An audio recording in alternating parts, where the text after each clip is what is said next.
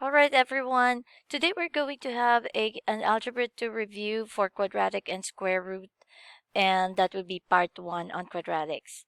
So this is your rubric. Want you to just go ahead, spend some time reading that. Let's go straight to question number 1. Here's a pattern of flower design. F represents the number of flowers in the pattern as a function of n, the step number. So question number 1. Is the relationship between the number of flower design f and the step number n a linear function or a quadratic function, and how do you know? So here goes. There are two ways to know it. One is by looking merely at the pattern. And when I saw this, step 2 and step 3 were kind of clear to me that there is some kind of a square going on. So I know that there is the side squared plus 3. 3 is being consistent. So side squared, so that's 3 squared and then plus 3. This is 1 squared plus 3, and I assume that this is 0 squared plus 3. So that's one way of knowing it, by just looking at the pattern. So I know this is quadratic, this is not linear because something is getting squared. The other way to know it is by looking at the second difference. So let's take a look at what I mean by that.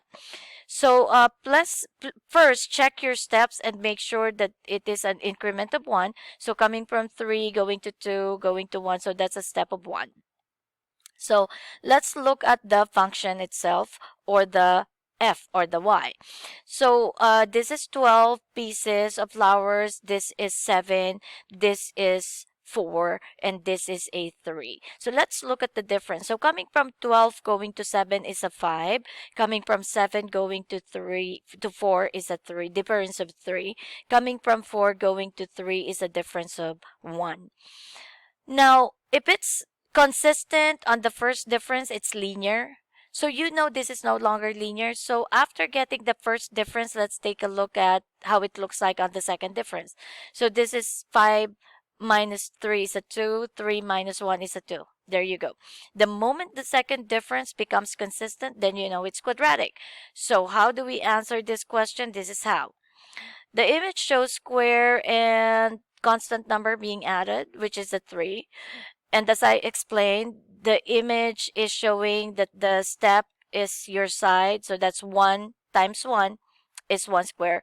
2 times 2 is 4. That is 3 times 3 is 9. And the constant number is plus 3. There you go. So you know it's quadratic. The second one, again, quadratic because the second difference is constant. All right, so let's go to question B. Write an expression that could define f. So the expression is n squared plus 3. So this is the side. So side squared plus 3. And as I explained to you, I explained that to you already here. By the way, the n sometimes is x. So it's either n or x. So let's do the checking. If your n is 0, or if your step is 0, what's going to happen with your image? So it's going to be 0 squared plus 3, that will be 3 flowers, confirmed by that.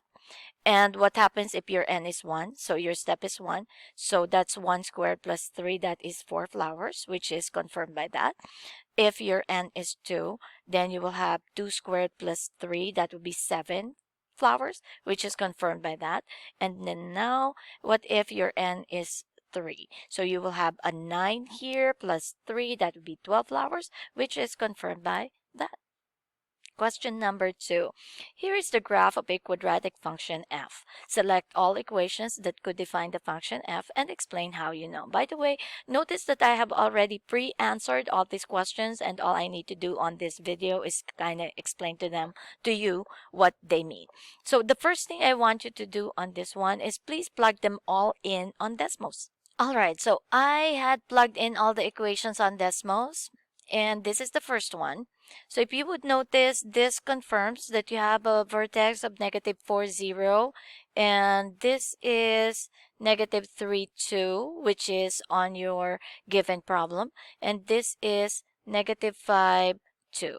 So this is a yes for number 1. Let's now go to number 2. So as you can see, the 2 is on top of it, so make sure that you have the same color, and that is again negative 3, 2, and this is negative 5, 2, and that's your vertex. And then now let's take a look at the third one. This is not, and the reason is because if you see the x squared here and another x here, if you multiply them, it becomes cubic. And just to emphasize, this is how a cubic graph looks like. There you go. So this is letter C. The third one, I mean, is not um, the function that we are discussing. So this is cubic. Let's now take a look at the next one. Okay, this next one is, it seems like it. So you have the vertex there and 3, negative 3, 2. And this is negative 5, 2. So this is a yes as well. The next one is not, because this is linear.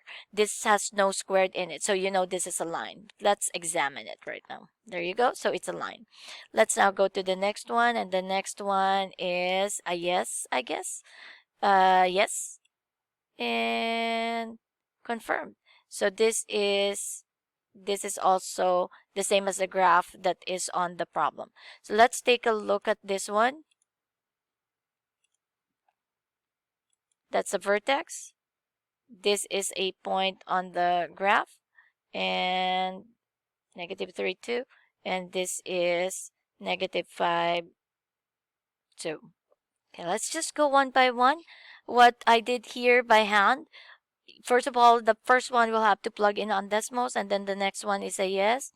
What I did was I did the FOIL method, distributed all the terms to each other, and I got the same function. This one, as we said, is cubic because x squared times x will be x to the third power. So this one is a yes, same as the second one, which is to distribute. This one is linear. And this one is a yes. It's the same when you distribute them back. You will get the same exact graph. This is a yes. And again, when you expand this and multiply all those terms with each other, then you will get the same function. All right, let's take a look at question number 3. A quadratic function g is given by g of n equals a n squared plus b n plus c, and that will be your y-intercept, where a is not 0, and select all the statements that must be true about the graph of f. Explain how you know. So let's take a look at letter A. The graph has two x-intercepts, and I wrote here that not necessarily. It will have two x-intercepts if c is negative. Also, if c is positive. But for as long that a is negative, then the graph will open downward, and therefore it will have two x-intercepts. Let's now take a look at the next one. It says that the graph has an x-intercept of c, comma 0, and not necessarily. The only time that this will happen is when c is equal to 0. Right? Let's now go to the next one. When c is less than 0, the graph opens downward, and the answer here is no. It will open downward if a is negative. So let's take a look at letter D. The y-intercept of graph is 0c, and this is true. Proof is when the y-intercept is when x are 0. So if you take a look at this function and you replace the n, which is your x, to zeros, it will become c. So therefore, when this is a true statement. Let's now go to letter E. If b is equal to 0, then the vertex is on the x-axis. Not necessarily when b equals 0, the vertex is on the axis of symmetry, which is x equals 0. But plus c will move it up and negative c will move it down. The only time that it will be on the x-axis is when b is equal to 0. B is equal to 0 is when c is also equal to 0. By the way, guys, this is just a video supplement. Understand that this is thoroughly explained during our review session in class. Let us now go to question number 4. A quadratic function is defined by f of x equals x times x minus 3, which when I distributed is equal to x squared minus 3x. Graph the function on the coordinate plane and label the coordinates of the x-intercept, the y-intercept, and the vertex. So I color-coded this. This is the one in green. So this one is the green one. And so if you plug this in on Desmos, you're going to see all these coordinates. So this is for the vertex, that's for the first x-intercept, this is for the second x-intercept, as well as the y-intercept. So let us examine Desmos. All right, so again, it's color coded. So this is your vertex right here. This is your x-intercept. This is your second x-intercept, as well as your y-intercept. Okay. All right, so that's done. That's the sketch of your graph. Let's now go and take a look at number 5. A quadratic function is defined by h of x equals parentheses x plus 2 squared minus 3. This is in vertex form. So you know that the vertex of this one is -2, -3. So that answers our next question, which is what is the vertex of the graph of the function h, and that is -2, negative. So this one is -2, -3. How does the vertex represent the minimum value or the maximum? Does the vertex, represent the minimum value or the maximum value of the function, and explain why. You know that your vertex is found at the bottom of your graph opens up, therefore your vertex represents the minimum part value of your graph. So let us again examine this on Desmos, this time concentrating on the red. So this is your vertex, -2, -3, it is at the minimum. And this is your x-intercept, and this is your y-intercept. Two solutions. Okay, let's now go ahead and keep on answering. This one now is, suppose that the graph is shifted. Suppose the function hx, which is the red one, is shifted 4 units to the left. Write an expression that could be represented by the shifted graph. So when we transform this, we want to shift it to the left. Therefore, what you're going to do is add a 4, because you know that whatever you do horizontally, you do the opposite. So if you're moving to the left, you have to add. So that would be +4. So 2 plus 4 is a 6, minus a 3. Again, examining Desmos and comparing them. So now, this is the shifted graph. If exactly the same, except that it's been moved 4 times to the left. So that's 1, 2, 3, 4. Now, since it did not move up and down, it stayed the same. So this stays at -3. Okay, so guys, that is the first part of your Unit 2 assessment. I hope to see you back tomorrow for the Part 2.